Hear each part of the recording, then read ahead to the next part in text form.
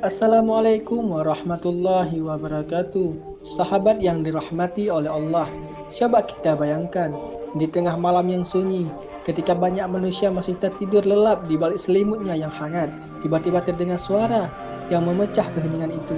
Allahu Akbar, Allahu Akbar. Suara itu menggema, menembus dinding, membelah malam.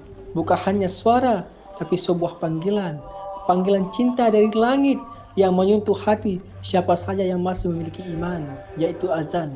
Sebuah seruan yang tak pernah berhenti sejak 1400 tahun yang lalu.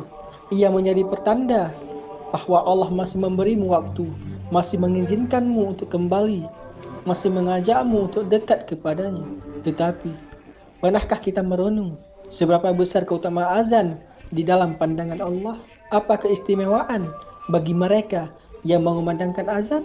Dan bagaimana pula balasan bagi orang-orang yang menjawab seruan itu dengan penuh keimanan? Mari kita renungkan bersama.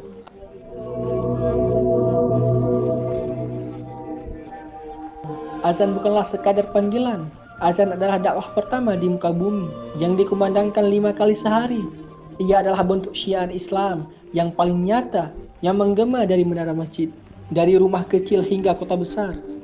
Rasulullah SAW bersabda, jika manusia mengetahui apa yang terdapat pada azan dan saf pertama dalam salat berjamaah, lalu mereka tidak mendapatkan selain dengan cara mengundi, niscaya mereka akan melakukan undian itu. Hadis Bukhari dan Muslim. Lihat bagaimana Rasulullah SAW menggambarkan keutamaan azan sampai manusia akan merebut jika mereka benar-benar tahu balasannya di akhirat. Karena azan bukan hanya soal suara, tapi tentang siapa yang lebih dulu menyuarakan nama Allah di bumi. Dalam hadis lain dikatakan, Rasulullah SAW bersabda, muazzin akan mendapatkan ampunan sejauh suara azannya terdengar, dan setiap makhluk yang mendengarnya, baik yang basah maupun yang kering, akan menjadi saksi baginya pada hari kiamat. Hadis riwayat Ahmad dan Abu Daud dan Abu Nasai.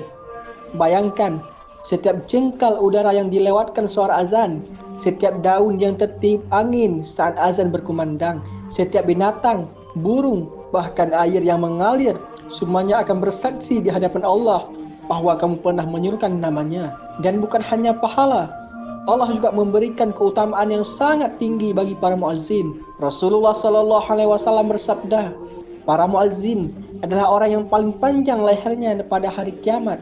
Hadis riwayat Muslim. Maknanya, mereka akan menjadi orang yang paling menonjol, paling mudah dikenali, paling mulia di hadapan Allah. Lalu, bagaimana dengan orang yang mendengarkan dan menjawabnya? Rasulullah SAW mengajarkan kepada kita sebuah adab yang mulia. Jika kalian mendengar azan, maka jawablah sebagaimana yang dikatakan oleh muazzin. Hadis riwayat Bukhari dan Muslim. Tapi tidak berhenti di situ. Rasulullah mengajarkan sebuah doa.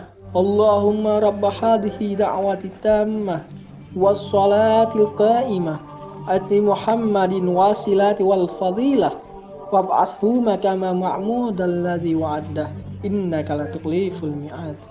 Barang siapa yang membaca doa ini setelah mendengar azan, maka halal baginya syafaatku pada hari kiamat.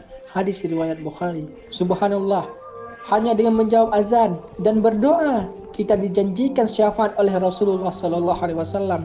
Azan itu ibarat alarm syurgawi, tapi bukan sekedar panggilan untuk salat. Ia adalah penegasan tauhid. Allahu Akbar, Allah Maha Besar. Di tengah kesibukan duniawi, azan memanggil kita kembali kepada hakikat kita.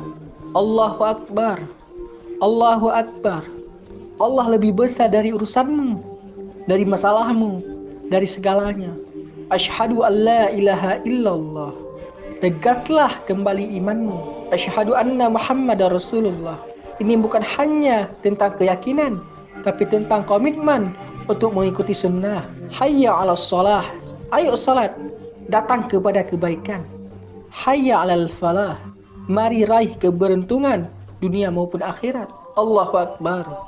La ilaha illallah. Setiap kalimatnya bukan hanya seruan, tapi nasihat yang mendalam. Sahabat Bilal bin Rabah adalah muazzin pertama dalam sejarah Islam. Suaranya menggema di Madinah, menggentarkan hati siapa saja yang mendengarnya. Ketika Rasulullah wafat, Bilal tak sanggup lagi mengumandangkan azan. Dadanya sesak, suaranya terputus saat sampai di kalimat Asyhadu anna Muhammadar Rasulullah.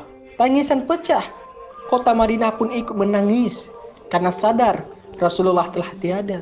Bertahun-tahun kemudian, saat Bilal mengumandangkan azan, kemudian di masa Khalifah Umar bin Khattab, orang-orang berlarian dari rumah mereka menangis seakan Rasulullah hidup kembali. Azan adalah kenangan, azan adalah cinta, azan adalah pengingat akan kehadiran Rasulullah di hati kita. Jangan abaikan suara azan, jangan biarkan ia berlalu tanpa kamu jawab. Karena saat azan berkumandang, Allah sedang memanggilmu, bukan dengan keras, tapi dengan lembut, dengan cinta dan kasih sayang. Jadilah orang yang menyambut panggilan itu. Jadilah orang yang bangkit untuk salat.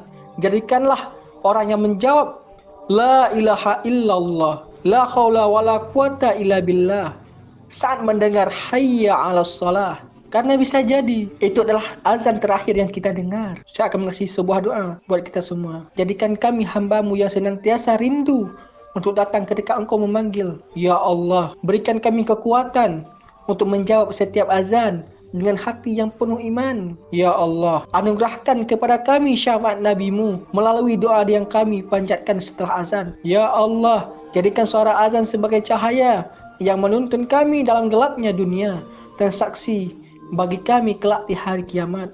Amin. Amin ya rabbal alamin. Wallahu a'lam bishawab.